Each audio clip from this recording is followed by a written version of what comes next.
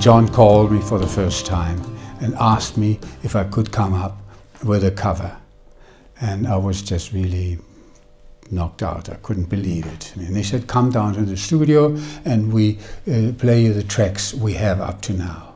So that's what they did. They played me the tracks, and the music was so astonishing. This was just such a step into a direction which was not known to pop music at the time, where you have birds fluttering and you have backward cymbals and guitar solos and noises and double speed stuff and really incredible. I was just really, how can you say, I was like in a different world suddenly, and it was very hard for me to actually know what was I going to do for that record, because this was not a normal pop record. This was something into the future. So I had to try, and that's what I always do when I get a job, a graphic job, is I have to see what's the frame, what is the public. I couldn't be too surrealistic, too crazy. I couldn't be like Hieronymus Bosch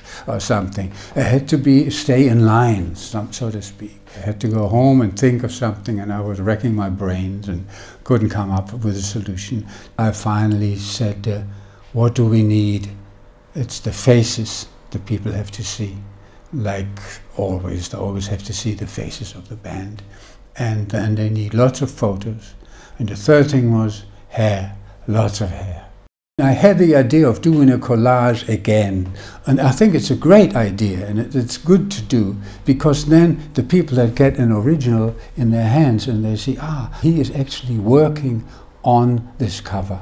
And of course it's a different version of the actual final cover, where like Paul is not there and John is not there, so it's different, but this is right in the middle of creating it, and that's what we wanted. That there's a piece of scissors lying there, or a knife, or a pencil, or a brush.